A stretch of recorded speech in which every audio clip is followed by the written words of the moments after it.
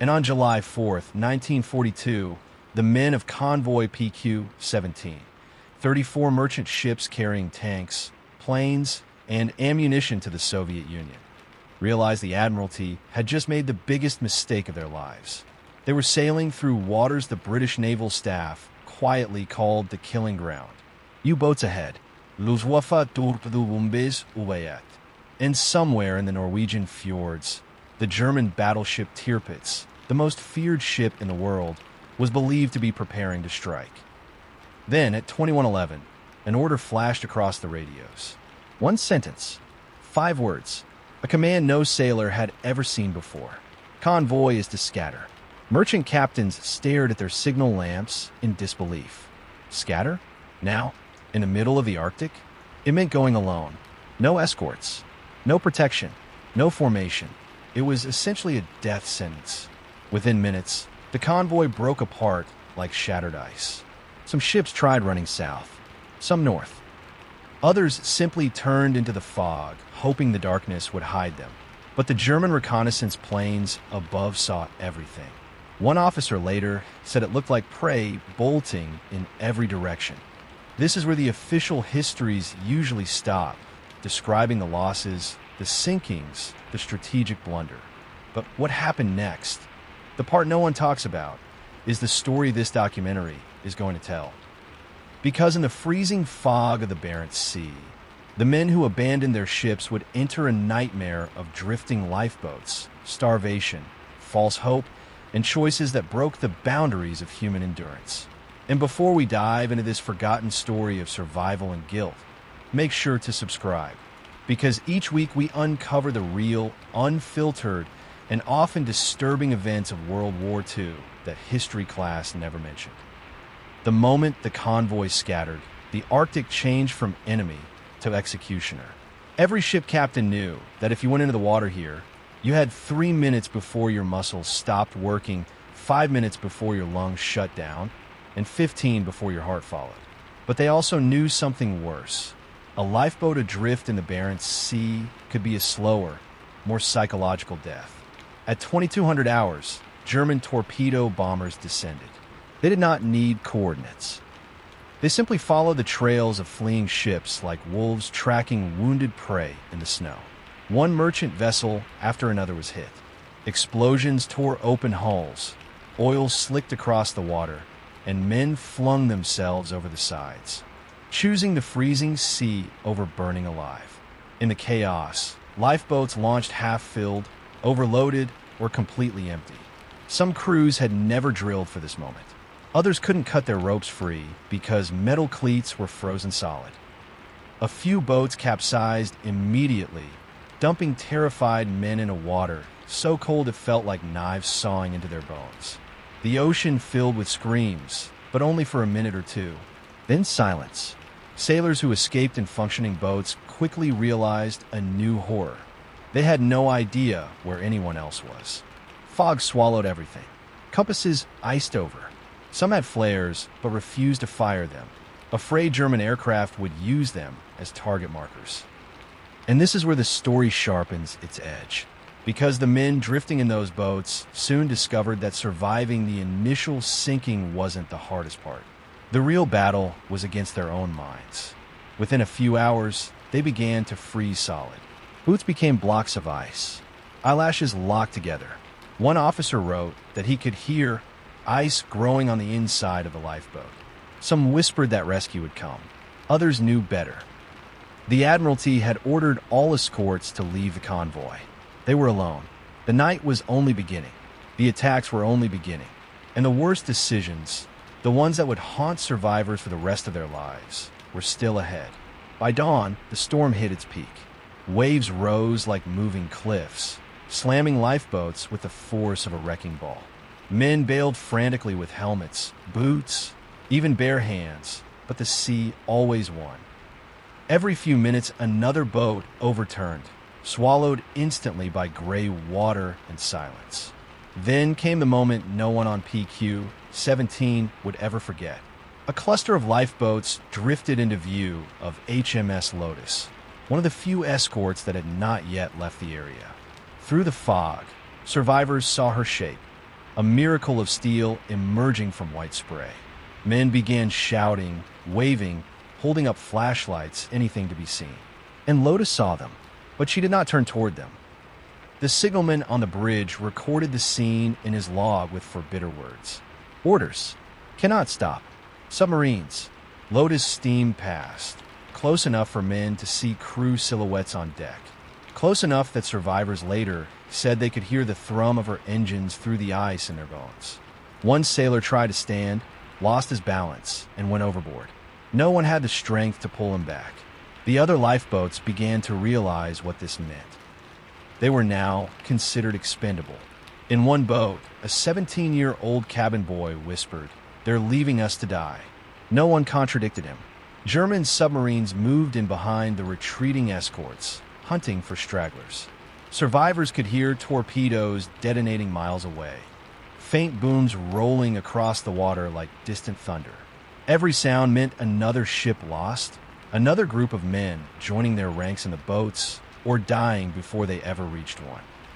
And then the fog thinned just enough for them to see it. Ice, not small pieces, entire floating fields of it. Jagged, drifting slabs taller than a man. Lifeboats began slamming into them, cracking planks, tearing canvas, splintering oars. Some survivors tried to fend off the ice with their hands, shredding their gloves, ripping open their palms. Blood froze before it dripped. Still, the boats pressed deeper into the drifting white maze.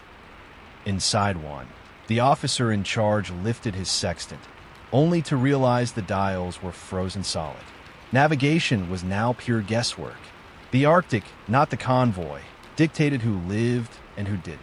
And no one, not one man in those boats, had any idea that the worst day of PQ-17 had not yet arrived. By the second day adrift, the Barents Sea stopped feeling like water and more like a living creature, something ancient and indifferent testing each man one by one. Most lifeboats had lost their oars during the night. Others had frozen solid to the point where even the metal fittings were encased in white armor. The boats drifted wherever the wind chose, spinning slowly, silently, like dead leaves on a winter river. In one battered boat from the Honomu, discipline began to break down. The men were starving. Their water was gone. Their hands were so cold they could no longer tie knots. But there was one man still fighting. Boatswain's mate William George, a 38-year-old merchant sailor with a voice like gravel and the kind of stubbornness that comes from a lifetime at sea. He refused to let his men give up. Every few hours he forced them to move, not for navigation, but to keep their blood flowing. When someone began drifting towards sleep, he slapped them across the face. When a man tried to curl into a ball and rest for a minute, George tore him upright and screamed inches from his face. "You sleep, you die." Nobody dies on my boat. At first his crew resented him. Then they feared him. Then they realized he was the only reason they were still alive. Around midday, the fog revealed a dark shape ahead. A ship, a real ship, or what was left of one. The burned, twisted hull of the Empire Tide drifted sideways on the swell, half sunk, black smoke curling from her engine room. George steered toward it using a broken plank as a rudder. When they reached the wreck, they climbed aboard and found something unbelievable. Food that had not yet frozen. Burst tins of beef, broken crates of hardtack, a single barrel of drinking water, half full and still liquid. For a moment, the boat erupted into cheers. But the celebration ended as quickly as it began, because while they scavenged, another lifeboat drifted into view, filled with clearly dying men, some already frozen in place. They begged for help. George looked at his own starving crew, then at the others. A cruel calculation formed in his mind. If he shared everything, both boats would die. If he refused, he would hear their screams until the day he died. The decision he made next was one that survivors would argue about for the rest of their lives. A choice forged in a place where morality collapses under the weight of cold and fear. And the Arctic was not finished with them. The two lifeboats drifted side by side, touching hulls. The dying men inside the second boat looked like statues carved from ice. Faces pale blue, eyelashes frosted white, movements slow and trembling. Some could no longer speak. Others whispered, barely audible over the wind. "Water, just water." Boatswain William George stood on the wreck of the Empire Tide with a tin of rationed beef in his hands. His own men watched him silently. They didn't dare influence him. They needed him too much. His command kept them alive, and they understood the brutal truth. His next decision might kill others or kill them. George approached the second lifeboat. A young stoker reached out with shaking fingers, begging for food. Another man lifted a frostbitten hand to shield his eyes from the weak gray sun. A third was already unconscious, his chest rising in shallow, uneven breaths. George's breath turned to vapor as he exhaled. He was trembling, not from cold, but from understanding exactly what was at stake. Finally, he spoke. "I'm giving you enough to last the day. That's all I can risk." Gasps came from both boats. It wasn't enough, but it also wasn't nothing. George handed over a fraction of the rations, a single tin of meat, 3 crackers, and a small cup of water. Just enough to keep men from slipping into terminal hypothermia. Not enough to save them all. Not enough to doom his own crew. The men in the second boat thanked him, some crying openly. One muttered a prayer. Another tried to stand, only to collapse onto the frozen thwarts. Their officer saluted George with a blue, shaking hand. But the moment of humanity ended brutally fast. A distant rumble rolled through the fog. Then another. Heavy engines. Not rescue. Not allied. German aircraft. Shadows passed above the fog bank. Shapes like vultures circling the dying. Ju-88 torpedo bombers, returning from hunting the scattered convoy. They weren't looking for lifeboats. They were searching for stragglers to finish off. But if they saw movement on the wreck, if they saw men on deck, the planes swept lower. George stared at his men. They stared back, waiting for an order no one wanted to give. He had to decide whether to hide, or to fight for survival on a vessel that couldn't even move. The Arctic, the Luftwaffe, starvation, the cold. They were surrounded on all sides by killers, and the day wasn't over. The men froze, not from cold, but from fear. The low drone of German engines vibrated through the wreck's steel ribs. Every heartbeat seemed loud enough for the Luftwaffe to hear. Boatswain George ducked behind a shattered bulkhead, motioning violently for the others to stay low. The Ju-88s passed overhead once, then circled back. They were searching. The survivors' lifeboats, tucked between sheets of drifting ice, looked like part of the frozen landscape. But the Empire Tide's wreck, blackened, jagged, and rising above the waves, stood out like a flare. One burst of machine gun fire from those bombers would shred the men clinging to the hull. Inside the wreck, George's lungs burned. His breath fogged in front of him, and he forced himself to exhale slowly, silently. He could hear one of his crew praying under his breath. A thin, trembling whisper, "Please, please." The German bombers dipped lower. Their shadows glided across the ice. Then one suddenly banked hard, turning directly toward the wreck. George's mind raced. If the bomber strafed them, the lifeboat crews would die instantly. But if he panicked, if he moved, if he made the smallest sound, a crack echoed across the sea, but not from the aircraft. A massive slab of pack ice slammed into the side of the Empire Tide, jolting the wreck with bone-rattling force. For a moment, it looked like the entire structure might roll. The bomber veered away, either startled by the sudden movement or convinced the wreck was collapsing on its own. The aircraft circled once more, then turned south, rejoining its patrol route. The moment they were gone, 3 men in the second lifeboat burst into tears, the kind of shaking, silent sobs that come only when fear has been stretched to its final thread. George stood slowly. His hands were trembling uncontrollably. Even he, the stubborn backbone of the boat, had nearly broken. But the sea wasn't finished. By late afternoon, clouds thickened, winds shifted, and the temperature fell sharply. Sharper than any time since the convoy had scattered. Ice began forming on the lifeboat hulls in real time, creeping upward like frost growing on glass. A fine spray froze midair, turning into needles that stung exposed skin. The men had survived German aircraft, only to face the Arctic's next weapon.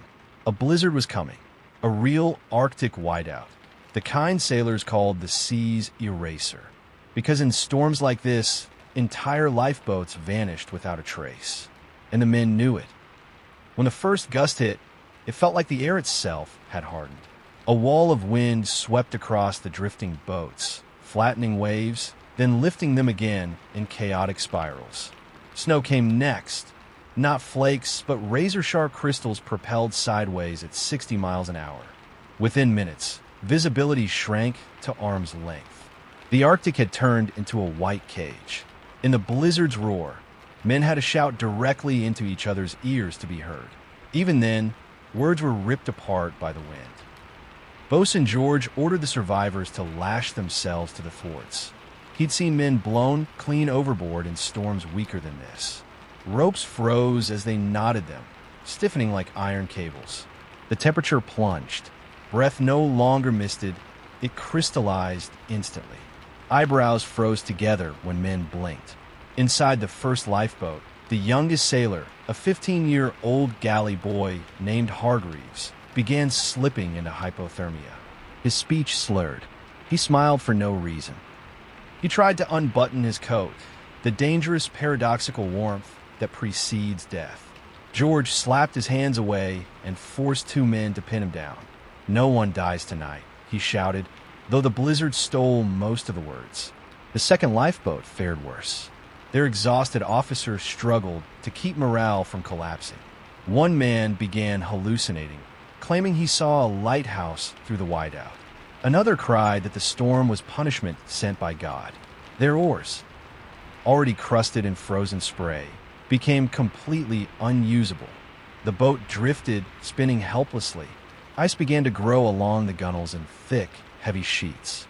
The boats sank lower in the water under the extra weight. Men tried to chip the ice off with boots and fists, but it regrew faster than they could clear it. Then something truly terrifying happened. The storm shifted the sea ice around them. Enormous slabs, each the size of a truck, ground together with a deep, thunderous groan. Pressure ridges rose, forcing the floes upward like jagged white teeth. The lifeboats were being pushed into a narrowing channel. If the ice closed completely, the boats would be crushed like eggshells. George saw it first. He screamed for the men to row. They tried, but the blizzard smothered every command, every plea, every warning. The channel tightened, 10 feet wide. 6, 4.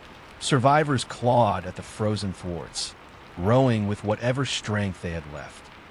And then, through the roaring white void, someone thought they heard something, faint, mechanical, impossible.